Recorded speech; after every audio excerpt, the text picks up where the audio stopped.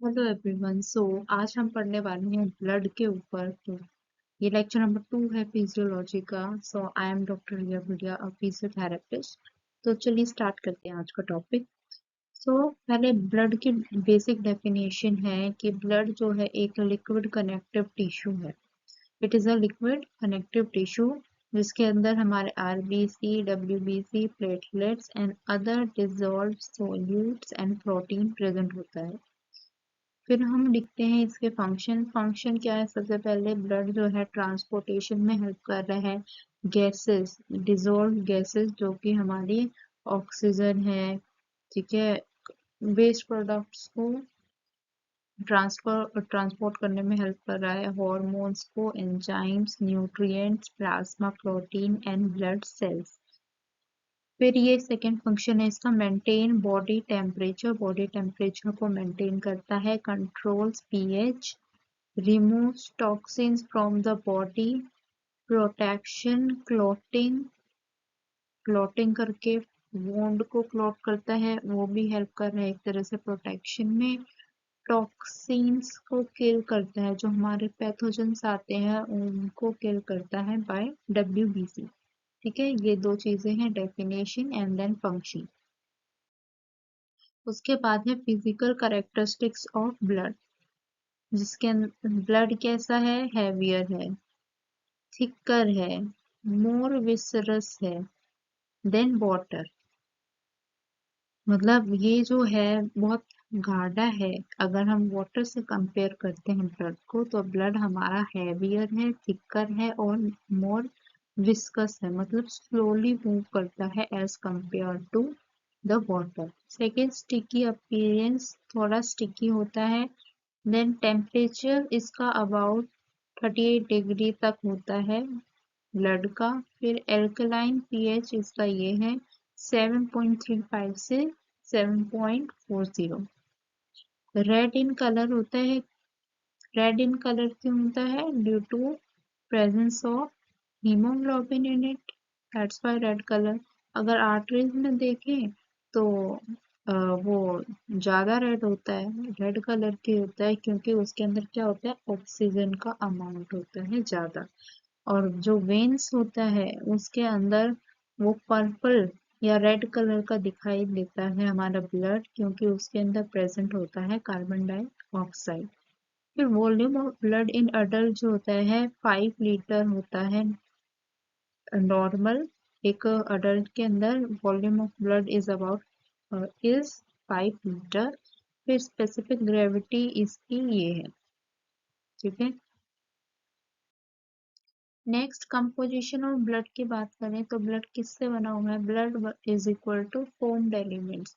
Formed elements क्या है? जो ब्लड के सेल हैं। ब्लड सेल प्लस में प्लाज्मा, वो बना देता है blood. Blood is equal to formed elements plus plasma, ठीक है। नेक्स्ट चीज जो है इधर हमारी ये है हीमोक्राइट। हीमोक्राइट और पीसीवी जो कि है पैक्ड सेल वॉल्यूम।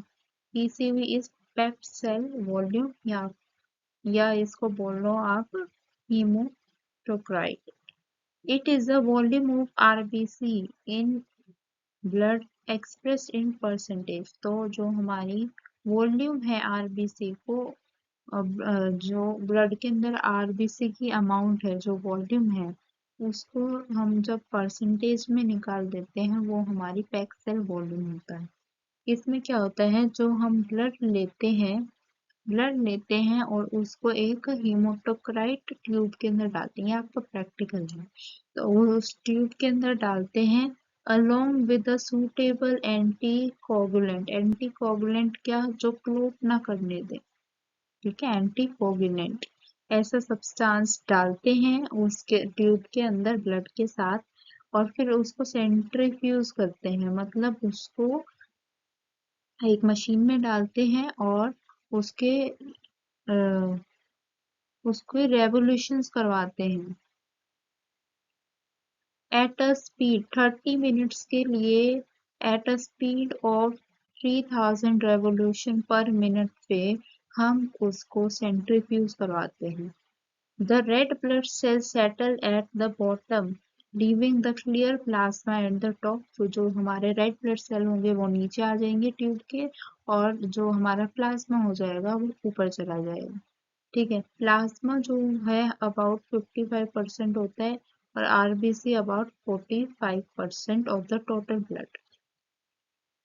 और जो हमारा प्लाज्मा और रेड ब्लड सेल है, रेड ब्लड सेल नीचे रह के प्लाज्मा ऊपर चला गया, तो इन दोनों के बीच में एक थिन लेयर बन जाती है, जो कि वाइट बफी कोट होता है, वो प्रेजेंट होता है। ये क्यों होता है? क्योंकि वहां पे एग्रीगेशन हो जाता है डब्ल्यूबीसी का एंड प्लेटलेट्स का। तो हमारे जो है 3 टाइप के ब्लड सेल होते हैं, आरबीसी जो कि रेड ब्लड सेल, या उनको हम अब नया टर्म दे देते हैं अरिथोसाइट्स। सेम है, डब्ल्यूबीसी या फिर रेड ब्लड सेल या फिर अरिथोसाइट्स सेम है, फिर डब्ल्यूबीसी या ल्यूकोसाइट्स सेम है, और फिर प्लेटलेट्स एंड थ्रोम्बोसाइट्स सेम है। तो आपको ये नए वाले वर्ड याद रखने हैं। फिर आता है plasma. Plasma is a straw colour clear liquid part of blood. Blood का ही पार्ट है, ये क्लियर लिक्विड होता है, स्ट्रो कलर। ठीक है, it contain 91 to 92% of water, and जिसमें 8 से 9% of solid and gases present होती हैं। सीरम क्या है? It is a clear liquid है, जो कि जो हमारा ब्लड क्लॉट होता है, जब उसके अंदर से जो लिक्विड निकलता है तो वो हमारा सीरम होता है। When the blood is shed or collected in a container, it clots. In this process, the fibrinogen is converted into fibrin. जब हमने जो ब्लड लिया उसको कंटेनर में डाला, तो वो क्या हो जाएगा? क्लोट हो जाएगा। और जब हम ये एक्सपेरिमेंट हमारा कि एक ट्यूब सी होती है, उसके अंदर हम वो ब्लड को भरते हैं, और जब हम वो ब्रेक करते हैं ना, तो वो ऐसे फाइबर्स ऐसे दिखेंगे हमें। तो जो वो फाइबर्स है हमारी क्या है, वो फिब्रिनोजन हमारा फिब्रिन में कन्वर्ट हो जाता है, एंड द ब्लड सेल्स जो होते हैं वो उस फिब्रिन के अंदर ट्रैप हो जाते हैं और एक ब्लड क्लॉट बना लेते हैं। तो हमारा सीरम क्या होता है? सीरम होता है प्लाज्मा माइनस में फिब्रिनोजन। प्लाज्मा के अंदर से फिब्रिनोजन निकाल दो। फिर आता है हमारा प्लाज्मा प्रोटीन। प्लाज्मा प्रोटीन जो है 3 टाइप के प्लाज्मा प्रोटीन है, serum albumin, serum globulin and fibrinogen. तो एल्ब्यूमिन जो है उसकी नॉर्मल वैल्यू ये है 4.7 ग्राम पर डीएल, ये 2.3 एंड ये 0.3। सबसे कम फिब्रिनोजन होता है प्लाज्मा प्रोटीन के अंदर, और सबसे ज्यादा हमारा एल्ब्यूमिन होता है। फिर फंक्शन ऑफ ब्लड की बात करते हैं। फंक्शन सबसे पहले रोल इन कोagulation ऑफ ब्लड, मतलब क्लॉट करने में काम आता है, कोagulation ऑफ ब्लड में काम आएगा। फिर defence mechanism of body, transport mechanism of oncotic pressure of blood, regulation of acid base balance मतलब पीएच, विस्कोसिटी ऑफ ब्लड, कितनी स्लोली या कितनी स्पीड से वो जाएगा, वो उसका विस्कोसिटी बताएगा। Role in erythrocyte sedimentation rate, role in suspension stability of red blood cell, role in production of tryptophan substances, role as a reserve protein। ये सारे इसके फंक्शन हैं। उसके बाद plasma pheresis it demonstrated on dog. ये एक experiment था, एक साइंटिस्ट ने किया था डॉग के ऊपर। ये प्लाज्मा प्रोटीन के ऊपर पूरा रोल था, तो ये आपको खुद पढ़ना है। बस इसमें उनको पता क्या चला था, इसमें importance of plasma protein for survival. Survival जो डॉग का है वो प्लाज्मा प्रोटीन से हुआ था, तो वो उसकी इम्पोर्टेंस बताई गई थी। And synthesis of plasma protein by liver, कि लीवर जो है प्लाज्मा प्रोटीन सिक्रीट करता है, सिंथेसिस करता है। तो ये आपको खुद पढ़ना है। उसके बाद है red blood cells. Red blood cell क्या होती है? नॉन न्यूक्लिएटेड फॉर्म्ड एलिमेंट्स होते हैं ब्लड के अंदर, मतलब न्यूक्लियस नहीं होता। न्यूक्लियस क्यों नहीं होता? ताकि हमको ज्यादा स्पेस मिल सके मोर ऑक्सीजन कैरी करने के लिए, इसलिए these are non nucleated formed elements in the blood, also known as erythrocyte. Erythron का क्या मतलब होता है? इधर रेड, रेड कलर के होते हैं इसलिए अरीथोसाइट्स होते हैं। रेड कलर क्यों होता है? Due to presence of colouring pigment. कौन से colouring pigment? Haemoglobin. Normal count जो होता है ब्लड का वो 4 से 5.5 मिलियन ऑफ ब्लड होता है। अडल्ट मेल के अंदर 5 मिलियन होगा और अडल्ट फीमेल के अंदर 4.5 मिलियन। फिर अब बात आती है मॉर्फोलॉजी ऑफ दिस। इस ये सबसे पहले नॉर्मल शेप इसका कैसा होता है? डिस्क शेप होता है, बाई कनकेव होता है एंड पोर्शन थिनर। सेंटर का जो पोर्शन होगा वो थिनर होगा, बाई कनकेव शेप होगा, दोनों तरफ कनकेव होगा लाइक दिस।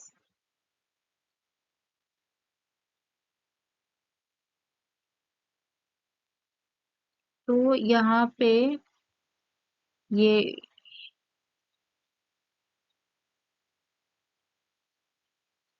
यहाँ पे और यहाँ पे दोनों तरफ बाई कनकेव शेप का होगा, और बीच वाला जो पोर्शन होगा वो हमारा ये वाला थिनर होगा और ये वाला थिकर होगा, ये बात बता रखी है।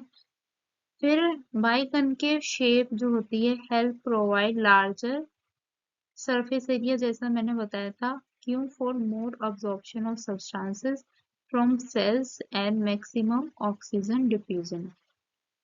फिर नॉर्मल बात आती है, नॉर्मल शेप ऑफ आरबीसी कैसा होता है? उसमें डायमीटर 7.2 माइक्रोमीटर, और फिर ये थिकनेस 2.2, सेंटर की थिकनेस, ये सरफेस और ये सब दे रखा है, नोट्स में लिख लेना। ठीक है, मैंने अच्छे बना दिए हैं नोट्स, आपको कुछ लिखने की जरूरत नहीं है। फिर properties of red blood cell क्या होती है? सबसे पहले है रोडेक्स फॉर्मेशन। इसमें क्या होता है? जो हमारा आरबीसी होता है वो ऐसे पाइल अप कर लेंगे, एक के ऊपर एक, लाइक दिस। ठीक है, ये ऐसे पाइलिंग अप हो जाएगी आरबीसी का। ठीक है, one upon other like the pile of coins. फिर स्पेसिफिक ग्रेविटी इसकी ये है।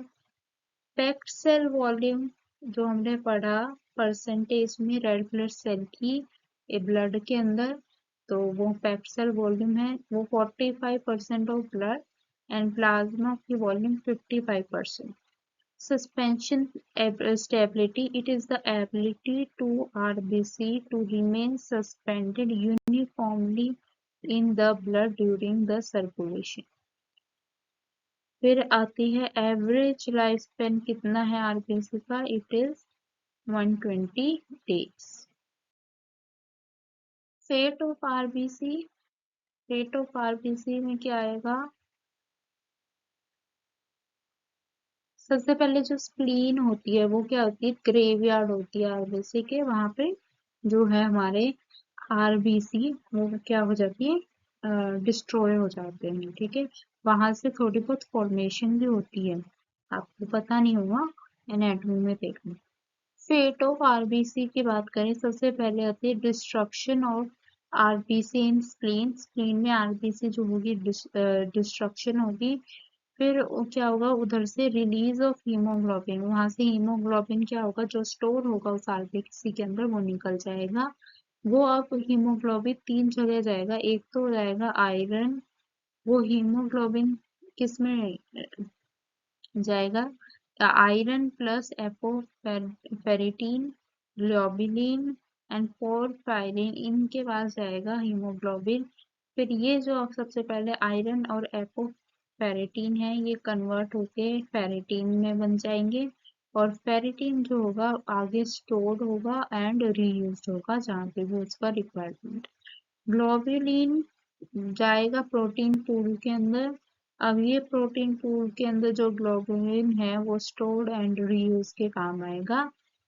और जो पोरफायरिन है वो बिलीरुबिन में जाएगी, ठीक है, कन्वर्ट होगी and then it is excreted out, ये स्टोर नहीं होगी। तो आपको वो फ्लो चार्ट बना देना है, फ्लो चार्ट याद रखना, ठीक है। फंक्शंस ऑफ आरबीसी ये बता दी मैंने, transport of oxygen from lungs to tissue, transport of carbon dioxide from tissue to lungs, buffering action in blood and in blood group determination, इन सब में जो आता है आरबीसी का रोल होता है। फिर variation in number of RBC, सबसे पहले increase in RBC, RBC count increase कब होगा, तो ये एज के साथ, सेक्स फीमेल या male, high altitudes, muscular exercise, emotional condition, increase environmental temperature and after meals। Decrease RBC count कब होगा, high barometric pressure during sleep and pregnancy, इन सब में डिक्रीज आरबीसी काउंट होगा। फिर हाई एल्टीट्यूड्स पे बात करें तो जाते हैं जब हम हाई एल्टीट्यूड्स लाइक माउंटेन्स, वहाँ पे हाइपोक्सिया हो जाता है, लैक ऑफ ऑक्सीजन, जो कि कॉज करता है किडनी पे स्टिमुलेशन, किडनी जो होगी वहां से एरिथ्रोपोइटिन को सिंथेसाइज करेगी और स्टिमुलेशन और बोन मैरो पे असर पड़ेगा, वो बोन मैरो जो होगा स्टिमुलेट होगा एंड देन लास्ट में प्रोडक्शन ऑफ आरबीसी होगा। अगर हम बात करते हैं emotional condition and muscular exercise की, तो जब हम इस सिचुएशन में होते हैं तो वहाँ पे हमारा सिंपैथिक एक्टिविटी एक्टिव होता है, जो कि कॉज करता है increase in secretion of adrenaline, जो कॉज करेगा contraction of spleen and then release of RBC. बोला ना, आरबीसी स्प्लीन से भी बनते हैं, तो देख लिया। फिर फिजियोलॉजिकल वेरिएशंस इन आरबीसी, तो हमारे फिजियोलॉजिकल ये बात करते हैं इसकी, तो इसमें सबसे पहले इंक्रीज इन आरबीसी काउंट, ये पैथोलॉजिकल पॉलीसिस्टीमिया से होता है। पॉलीसिस्टीमिया क्या होता है, it is an abnormal increase in RBC count above 7 million of the blood। Then ये जो होता है टू टाइप्स का होता है, primary polycythaemia and secondary polycythaemia, दो टाइप्स का होता है। तो प्राइमरी पॉलीसिस्टीमिया में क्या होता है, इसके अंदर ये भी परसिस्टेंट लगातार इंक्रीज होता जा रहा है आरबीसी काउंट का, above 14 million MM of blood, ये मतलब परसिस्टेंट इंक्रीज होता रहता है ब्लड, एंड साथ के साथ जो हमारे व्हाइट ब्लड सेल हैं वो भी इंक्रीज करते रहते हैं, तो ये कॉज कर देते हैं मेलिगनेंसी ऑफ रेड बोन मैरो, मतलब मेलिगनेंसी क्या, ट्यूमर, लगातार अनस्टॉपेबल ग्रोथ होती जा रही है, that can cause tumour, cancer, malignant. Secondary polycythaemia क्या होते हैं, किसी और पैथोलॉजिकल कंडीशन की वजह से लगातार इंक्रीज हो रहा है हमारा रेड ब्लड सेल्स का, लाइक रेस्पिरेटरी डिसऑर्डर और कॉन्जेनिटल हार्ट डिजीज हो रही है या एल्जाइमर डिजीज हो रही है, ये सारे। और अगर डिक्रीज हो रहा है आरबीसी काउंट तो उसमें अनीमिया हो रहा है। तो थैंक यू सो मच। तो ये सारा मैंने ब्लड का बेसिक दे दिया है। इसके बाद हम फॉर्मेशन ऑफ ब्लड देखेंगे जो कि एरिथ्रोपोइसिस होती है, ठीक है, तो वो देखेंगे, वो नेक्स्ट वीडियो में आएगा। तो यू शुड make notes, ठीक है, like, share and subscribe my channel, so more videos will be coming for you। I will be helping you making notes, miss। ये जो भी लिख रखा है मैंने बहुत कंसाइज वे में और बहुत अच्छा लिख रखा है, तो आपको कहीं और देखने की जरूरत नहीं है, यहाँ पे सब मिल जाएगा। Just you have to do like and subscribe my channel, and I will make everything, every topic notes I will make again. Thank you. Bye.